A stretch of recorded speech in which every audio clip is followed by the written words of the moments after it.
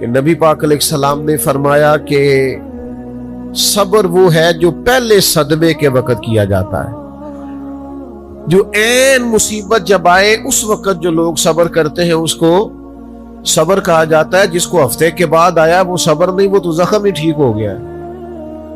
جس نے 1 مہینے کے بعد کہا ہے مجھے صبر آ گیا ہے تو وہ تو اب تو زخم ہی مندمل ہو گیا، اب تو وقت نے مرہم پٹی کر دی۔ تو سب سے پہلی بات یہ دیکھیے کہ خود پر آپ کو کتنا قابو حاصل ہے، آپ نے خود کس طرح کا رویہ کرنا ہے۔ آپ بالکل پریشان ہو رہے ہیں، آزمائش میں آ رہے ہیں، ہاتھ پیر پھول رہے ہیں، تو اس سے آپ اور زیادہ پریشان ہو جائیں گے۔ مشکلات آ جاتی ہیں، تکلیفیں آ جاتی ہیں، زندگی میں حادثات ہو جاتے ہیں جو آپ نہیں چاہتے، جس کا آپ نے کبھی تصور نہیں کیا ہوتا، وہ کام بھی کئی دفعہ ہو جاتا ہے۔ نبی پاک علیہ السلام نے فرمایا رب جسے بڑا ثواب دینا چاہتا ہے نا، اسے بڑی آزمائش میں مبتلا کرتا ہے۔ اور اگلے لفظ سنیں گے تو آپ اور خوش ہو جائیں گے۔ حضور فرماتے ہیں جب اللہ تعالیٰ کسی قوم سے محبت کرتا ہے نا تو پھر انہیں آزمائش میں ڈال دیتا ہے۔ جو اس آزمائش میں رب سے راضی رہے نا، رب بھی اس سے راضی رہتا ہے، اور جو اس آزمائش میں ناراض ہو جائے نا، شکوے کرنے لگ جائے رب کے، اللہ بھی اس سے ناراض ہو جاتا ہے۔ آزمائشیں تو آئیں گی، دکھ تو آئیں گی، یہ آ جاتے ہیں، ان کا بڑا مزہ ہوتا ہے۔ مصیبت، پریشانی، دکھ، حادثہ، واقعہ، غیر متوقع چیز آپ کی زندگی میں آ گئی، آپ توقع نہیں کر رہے تھے، آپ تو کسی اور چیز کے لیے تیار تھے، آپ کے تو ارادے کچھ اور تھے، لیکن کچھ حالات اور ہو گئے، آزمائش اور طرح کی ہو گئی، اور ایسی آزمائش ہو گئی جس کا آپ کا ذہن نہیں تھا کہ یہ بھی میرے لیے ہو سکتی ہے۔ آپ نے سوچا ضرور ہوا تھا کہ آزمائش آئے گی، لیکن اور چیزوں کو آپ سوچ رہے تھے، میں نے یہ ٹھیک کرنا ہے، میں نے یہ ٹھیک کرنا ہے، میں نے اس پر خیال رکھنا ہے، لیکن تکلیف نے، دکھ نے، آزمائش نے رستہ کوئی اور بنا لیا۔ تو اب یہ کیا ہے؟ ہم چونکہ متلاشی ہوتے ہیں سکون کے، راحت کے، کہ اب میں نے یہ ٹھیک کر لیا ہے، اب میں نے گھر بنا لیا، میرے بچے تھوڑے سیانے ہو گئے، فلاں کام میں نے آپ اپنے حساب سے اب درست سمت کرتے ہیں، لیکن یہ بیچ میں سے ایک مصیبت اور آ گئی تو کس اینگل سے دیکھنا ہے؟ تکلیف اگر آپ سمجھیں کہ میرے محبوب کی طرف سے آئی، ویسے محبوب پہ غصہ نہیں آتا، پتہ آپ کو؟ جس سے پیار ہو جائے اس کی بری باتیں بھی انسان کو اچھی لگتی، اس کا عیب نظر نہیں آتا۔ آپ کو کبھی یہ اندازہ ہو جائے نا کہ دکھ جو آیا ہے، تکلیف جو آئی ہے، راحت جو آئی ہے، کرم جو آیا ہے، عطا جو آئی، تو یہ آئی ہے محبوب کی طرف سے۔ یعنی دکھ آیا ہے، آیا کدھر سے ہے؟ میں ایک دفعہ نا کچھ بیمار تھا زیادہ، اور منفرد بات یہ، انوکھی بات یہ کہ میرا ایک بچہ بھی بیمار تھا، اور اس پر تھوڑی سی مشکل یہ کہ کچھ چھوٹی موٹی ارد گرد کی پریشانیاں بھی تھیں، یہ تعمیری کام چل رہا ہے، فلانا کام چل رہا ہے، فلانا کام چل رہا ہے، تو سمجھ لیں 5 10 20 چیزیں کٹھی ہو گئیں، تو میری طبیعت پر کچھ بوجھ بن گیا، دل تھوڑا سا وزن محسوس کرنے لگا، اور ذرا تھوڑی سی بے چینی اور اضطراب طبیعت میں پیدا ہونے لگا۔ یہ ان کے بعد آ جاتا ہے کبھی کبھی،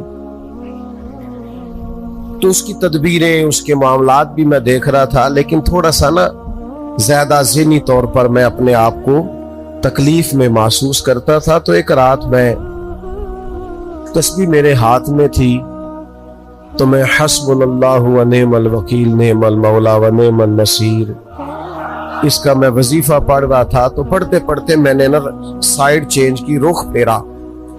اچھا، کبھی کبھی یہ ہوتا ہے کہ آپ کے اندر سے ہی دکھ اٹھ رہا ہوتا ہے، اور کئی دفعہ آپ کے اندر سے ہی سکھ اٹھ آتا ہے، جواب آ جاتا ہے۔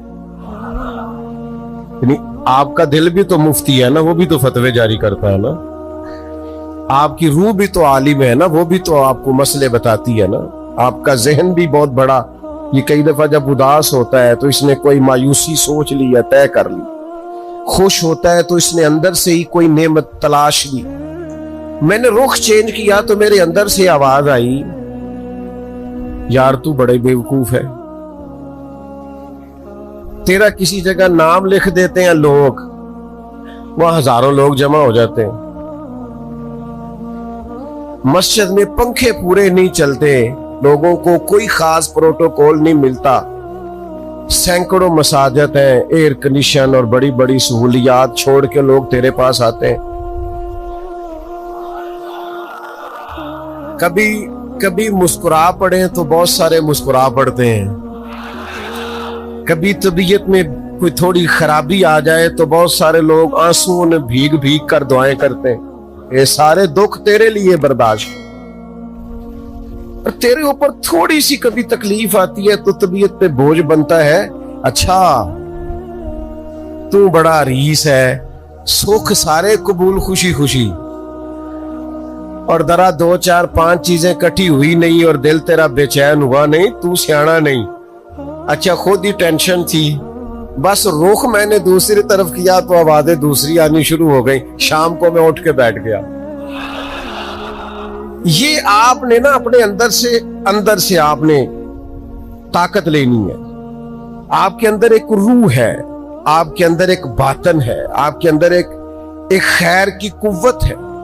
جب بھی کوئی مایوسی آئے نا, ایک سرکار کا فرمان سنیں. نبی پاک علیہ السلام نے فرمایا تمہیں اپنی بیوی کی کوئی عادت ناپسند ہو تو اسے بغض نہیں رکھنا. یا رسول اللہ کیا کریں؟ فرمایا اس عادت پہ غور کر لو جو تمہیں بڑی پسند ہے. آپ نے صرف کمزوریاں نہیں دیکھنی, آپ نے زندگی کے اندر خوبیاں بھی ملاحظہ کر. جس طرح انسان چاہے اس طرح اس کے اوقات گزرے. محنت کرنا, کوشش کرنا, جدوجہد کرنا اس کی ذمہ داری ضرور ہے, لیکن ہوگا وہی جو رب چاہے گا. اللہ تبارک و تعالیٰ نے انسانی زندگی میں تمام موسم رکھے ہیں. بچپن کا موسم, جوانی کی بہار, بڑھاپے کے اوقات, اپنوں کا ملنا, اپنوں کا بچھڑنا, شادیوں کی خوشیاں اور جنازوں کے غم, یہ سارا کچھ انسانی زندگی کا حصہ ہے. لیکن انسان چونکہ طبعی طور پر کمزور ہوتا ہے, اپنے مزاج کے لحاظ سے بہت ساری جگہوں پہ اس میں ضعف پایا جاتا ہے, تو یہ کرتا یہ ہے کہ جس تسلی کے ساتھ خوشی کو قبول کرتا ہے اسی طرح کھلے دل کے ساتھ غم کو قبول نہیں کرتا. من چاہی زندگی گزارنا چاہتا ہے, حالانکہ من چاہی زندگی تکلیف کا باعث ہوتی ہے, رب چاہی زندگی انسان کو سکون عطا کرتی ہے. اللہ تعالیٰ نے انسان کے ساتھ آزمائشیں رکھی ہیں. جس طرح اللہ تعالیٰ کی طرف سے ملنے والی نعمتوں کو قبول کرتا ہے, اسی طرح اس کی طرف سے آنے والی آزمائشوں کو بھی کھلے دل سے اسے قبول کرنا چاہیے. اور یہ بات درست ہے کہ وما اصابکم من مصیبت فبما کسبت ایدیکم, انسان پر کچھ مصیبتیں وہ آتی ہیں جو اس کے ہاتھوں کے کسب کی وجہ سے آتی ہیں. بہت ساری قوموں پر عذاب اس لیے آئے کہ انہوں نے بعض گناہ کیے تھے, لیکن یہ یاد رکھیے گا کہ عذاب ہمیشہ گناہوں کی وجہ سے نہیں آتے, تکلیفیں ہمیشہ گناہوں کی وجہ سے نہیں آتی. انسان دکھوں میں, مشکلات میں صرف اپنی غلطیوں کی وجہ سے نہیں الجھتا, بلکہ نبی پاک علیہ السلام نے فرمایا ہے اللہ تعالیٰ کسی بندے کو کوئی درجہ دینا چاہتا ہے, اس کے اعمال اس طرح کے نہیں ہوتے کہ اسے درجہ دیا جائے, اللہ اسے کسی مشکل میں ڈال کے اس کے درجے کو بلند فرما دیتا ہے. بلندی درجات کے لیے, قرب الہی کے لیے, اللہ تبارک و تعالیٰ کی بارگاہ کی معرفت کے لیے بھی مصائب آتے ہیں.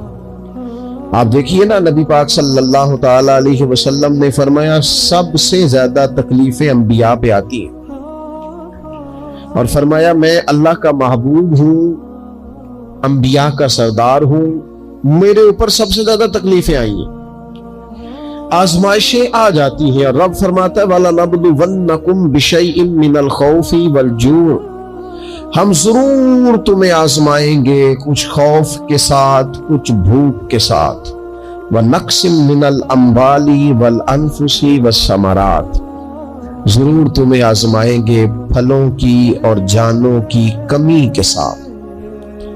اگر تم اس میں ثابت قدم رہے، شکوے نہ کیے، اپنے رب کی رضا پہ تم راضی رہے، تو وبشر الصابرین، اے محبوب پھر جو میری رضا پہ صبر کرے انہیں میری جنت کی خوشخبری بھی عطا فرما دو۔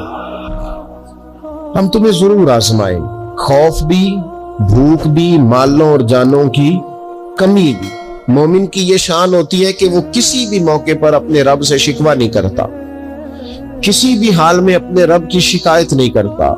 نبی کریم علیہ السلام نے فرمایا اگر اللہ تعالیٰ کسی بندے کو بیمار کرے اور پھر اس بیماری پر وہ صبر کرے اور آنے والوں سے رب کا شکوہ نہ کرے، تو فرمایا اللہ تعالیٰ نے جو گوشت اسے دیا ہوتا ہے اس سے بہتر گوشت اللہ اسے عطا کر دیتا ہے۔ اگر اللہ تعالیٰ کی حکمت غالب ہو اور تقاضا اس بیماری میں اس بندے کے انتقال کے کر جانے کا ہو، تو فرمایا پھر اللہ تعالیٰ اسے شہادت کا درجہ عطا فرما دیتا۔ آزمائشیں آ جاتی ہیں، انسان پر مصائب آ جاتے ہیں، دکھ آ جاتے ہیں، تکلیفوں کا سامنا بندے کو کرنا پڑ جاتا ہے۔ اب یہ کہ اس میں اپنے دل کو، اپنی روح کو قرار دیا جائے، اپنے آپ کو اللہ کی رضا پہ کھڑا کیا جائے اور ان حوادث کا مقابلہ کیا جائے، ان چیزوں کو دیکھا جائے اور یہ غور کیا جائے کہ میرا رب اگر اسی بات میں راضی ہے تو یقیناً اس میں اللہ کی کوئی خاص حکمت ہوگی۔ قحط حضرت عمر کے زمانے میں بھی آ گیا تھا، بڑی مشکلات کا سامنا کرنا پڑا۔ تو ان مصائب میں انسان کو تھوڑا سا پہلے تو ہمت کرنی ہے، پھر اس میں کرنے کا جو کام ہے وہ یہ ہے کہ سب سے پہلا کام تو یہ ہے کہ اپنے رب کی بارگاہ میں کھل کے دعا مانگی جائے، اللہ تبارک و تعالیٰ کے حضور التجائیں کی جائیں، دعائیں کی جائیں، رب کریم کو منایا جائے۔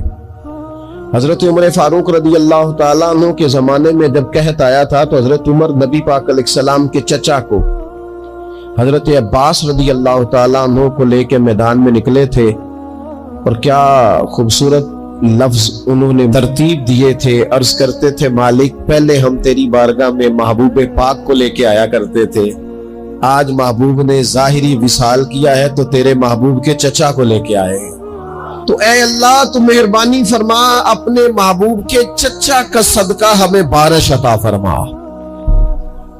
تو بس حضرت عمر نے وہ دعا مانگی، حضرت عباس کو وسیلہ بنایا تو اللہ نے بارش عطا فرما دی۔ اچھا پھر یہ دونوں چیزیں ہمیں حدیث صحیح میں ملتی ہیں۔ ایک نوجوان نے، ایک شخص نے آ کے حضور کی بارگاہ میں عرض کی یا رسول اللہ بارش نہیں ہوتی، دعا کر دیں، تو نبی پاک نے ہاتھ اٹھائے دعا کے لیے، اتنے ہاتھ بلند کیے کہ بغلوں کی سفیدی نظر آنے لگی۔ وہ کہتے ابھی محبوب کے دستے مبارک پوری طرح چہرے پر پھرے نہیں تھے کہ اللہ نے بارش عطا کر دی۔ پھر پورا ہفتہ بارش ہوتی رہی تو لوگوں کو اب بارش کی کثرت کی وجہ سے بعض مسائل بننے لگے، تو وہ پھر حاضر ہوئے، عرض کی یا رسول اللہ دعا فرما دیں، اب تو کچھ مشکلات بڑھنے لگی ہے۔ تو حضور نے پھر ہاتھ اٹھائے کہ اے اللہ اپنا فضل نصیب فرما، مہربانی فرما، کبھی بارش کی ضرورت ہوتی ہے اور کبھی بارشوں کا کثرت سے ہونا وہ تکلیف کا باعث ہو جاتا ہے بعض جگہوں پر۔ تو کہتے ہیں پھر حضور نے دعا فرمائی، ابھی چہرے پہ ہاتھ نہیں پھیرے تھے کہ مدینہ منورہ میں بارش ختم ہو گئی۔ تو سب سے پہلا اور ضروری کام ہمارا آج مزاج بن گیا ہے کہ ہم تبصرے کرتے ہیں، سیاست کرتے ہیں، اس پر بیٹھ کر اب ایک اور دور آ گیا ہے، ویڈیو بناتے ہیں، موبائل چلاتے ہیں، جو کہ بہت بڑا امتحان ہے ہمارے لیے کہ صرف 20 منٹ موبائل کو ہاتھ نہ لگائیں، بہت بڑا امتحان ہے۔ ہو سکتا ہے بہت سارے لوگ بڑی تکلیف میں آ جائیں کہ پورے 20 منٹ گزر گئے، اس پہ ویڈیو بنائیں گے، اس پہ کومنٹس کریں گے، اس پہ یہ کام ہم کرتے ہیں. حالانکہ اگر کوئی ایسی مشکل آ جائے تو شریعت نے ہمیں یہ سبق دیا کہ پہلے دعا، پہلے اللہ کی بارگاہ میں حاضری. اکبر الہ آبادی نے کہا تھا کہ مصیبت میں بھی اب یاد خدا ہم کو نہیں آتی. دعا منہ سے نہ نکلی، جیبوں سے عرضیاں ہی نکلی. ہم محکموں میں درخواستیں دیتے ہیں لیکن دعا کی طرف بڑھتے بڑا خوبصورت کام ہے. سب سے پہلے تو یہ کرے کہ وہ جو ہمارے بھائی تکلیف میں ہیں، مجبوری میں ہیں، ان کے لیے اپنے رب کی بارگاہ میں عرض کرے کہ مالک، قدرتوں کا مالک تو تم ہے، ہر چیز تو تیرے دستے کرم میں ہے، اور تو کریم اتنا ہے کہ بندوں پہ تو غضب نہیں زیادہ فرماتا، رحمت ہی زیادہ فرماتا ہے، اور تیری رحمت تیرے غضب پر غلبہ رکھتی ہے. اس لیے مالک تو کرم فرما، اور یہ جو لوگ ہیں تو انہیں اپنے فضل سے ہی آسانی عطا فرما تاکہ اس مشکل سے نکل آئیں. جن دنوں قحط آیا تھا نا مکہ مکرمہ مدینہ طیبہ میں حضرت عمر کے زمانے میں، تو حضرت عمر فاروق فرماتے ہیں میں نے بغیر گھی کے کبھی کھانا نہیں کھایا تھا، لیکن میں نے قسم اٹھا لی تھی کہ جب تک سب لوگوں کو راشن کھانا میسر نہیں آتا میں بھی گھی نہیں کھاؤں گا. یہ جو اضافی اخراجات ہیں، ایڈوانس گاڑیاں بک کرانا، نئے ماڈل کے موبائل خریدنا، یہ جو ہمارے صرف ناز نخرے ہیں، صرف ان کو تھوڑا سا کلوز کر لو. عجیب بات ہے نا، عجیب ظلم ہے نا کہ ایک بچہ رات کو اس لیے کھانا نہیں کھا رہا کہ اس کی مرضی کا پکا ہوا نہیں، اور ایک طرف میرے ہی وطن میں اس ویڈیو نے بھی میری چیخیں نکلوا دی جس میں ایک بیٹی، اور اس کی عمر بھی بالکل اتنی ہے جتنی میری بیٹی کی عمر ہے، اس سے وہ صحافی پوچھتا ہے، پاؤں اس کے ننگے ہیں اور پاؤں پہ کیڑے چڑھ رہے ہیں، تو اس سے پوچھتا ہے پتر کیا چاہیے؟ وہ کہتی ہے صرف روٹی کھانی ہے، کوئی مطالبہ نہیں، کوئی مطالبہ نہیں، روٹی دا دو کھنا پوچھو، اے روٹی بندہ کھا جا دیجیے، روٹی بندہ کھا جا. اللہ کریم نے فرمایا وَتَعَاوَنُوا عَلَى الْبِرِّ وَالتَّقْوَى. جب تقوی اور پرہیزگاری کا معاملہ ہو تو ایک دوسرے کے ساتھ تعاون کرو، ایک دوسرے کے ساتھ تعاون کرو، ایک دوسرے کا آگے بڑھ کے بازو تھامو، خیر کے کاموں میں ایک دوسرے کی مدد کرو، آگے نکلو. ہو جاتا ہے کبھی کبھی ایسا کہ ایک بھائی کے پاس بہت زیادہ مال ہوتا ہے، دوسرے کے پاس کم ہوتا ہے، اور نبی پاک صلی اللہ تعالی علیہ وسلم نے ارشاد فرمایا کہ یاد رکھنا اللہ تبارک و تعالی اتنی دیر تک تمہاری مدد کرتا ہے جب تک تم اپنے بھائی کی مدد کرتے رہتے ہو. اللہ تمہارا مددگار رہتا ہے. اور یہ جو مسلمان ہوتے مومن کلمہ پڑھنے والے، ان کے بارے میں میرے نبی پاک علیہ الصلوۃ والسلام نے فرمایا کہ یہ ایک جسم کی مانند ہے، ایک جسم کی طرح ہے. مومن ایک جسم کی طرح ہے، جس طرح یہ پورا جسم ہوتا ہے. اور حضور نے مثال دے کے بات سمجھائی، فرمایا جسم کا ایک حصہ تکلیف میں ہونا تو سارا جسم اس کا کرب محسوس کرتا ہے. یعنی درد صرف دانت میں ہے لیکن روٹی کھانے کو دل نہیں کرتا، کسی سے بات کرنے کو دل نہیں کرتا، اٹھ کے باہر جانے کو طبیعت نہیں چاہتی، پورا وجود اس کا کرب، اس کی تکلیف محسوس کرتا ہے. فرمایا جس طرح ایک جسم کے ایک حصے کو تکلیف ہو، آپ مجھے بتائیے نا، آپ کے دانت میں تکلیف ہے تو کیا کبھی آپ کے دماغ نے کہا ہے کہ ڈاکٹر کے پاس نہیں جانا؟ پیروں نے کہا ہے میں نے بھی چل کے جانا، یہ تو مسئلہ صرف اور صرف دانت کا ہے، دانت جانے اس کا کام جانے؟ ایسا ہوتا نہیں. دانت میں تکلیف ہوتی ہے تو ذہن منصوبہ بندی کرتا ہے، وہ کہتا ہے یار یہ پتہ کرو دانت کا ڈاکٹر کہاں بیٹھتا ہے. پھر آپ کی زبان ہلتی ہے، معلومات کرتی ہے، پھر آپ کے پیر چل کے وہاں جاتے، اور پھر آپ اپنے دل سے ما فی ضمیر وہاں بیان کرتے، پھر آپ اپنا کمایا ہوا سرمایہ خرچ کرتے ہیں. بھئی ایک دانت کو تکلیف ہے تو رہنے دو، سارے جسم کو کام میں کیوں لگایا ہے؟ تو معنی یہ ہے کہ جب جسم کا ایک حصہ تکلیف میں ہو باقی سارے سپورٹ کرتے ہیں تاکہ وہ ٹھیک ہو جائے. تو حضور نے فرمایا میرے سارے مومن ایک جسم کی طرح. سارے مکے سے ہجرت کر کے مدینے آئے، گھر بار پیچھے رہ گئے، جائیدادیں پیچھے رہ گئی، کاروبار پیچھے رہ گئے. حضور نے فرمایا تم بھائی ہو. لیکن وہ صحابہ تھے نا، انہوں نے بھائی بھائی اپنے آپ کو صرف تقریروں میں نہیں سمجھا تھا، انہوں نے اپنے آپ کو بھائی بھائی صرف محفلوں کے نعروں میں نہیں سمجھا تھا، انہوں نے اپنے آپ کو بھائی بھائی صرف ادیب شاعر کی شاعری میں نہیں سمجھا تھا. وہ من سے ان کی آوازیں آتی تھی ہم سچ مچ کے بھائی ہیں. انہوں نے طے کر لیا تھا کہ ہم بھائی ہیں.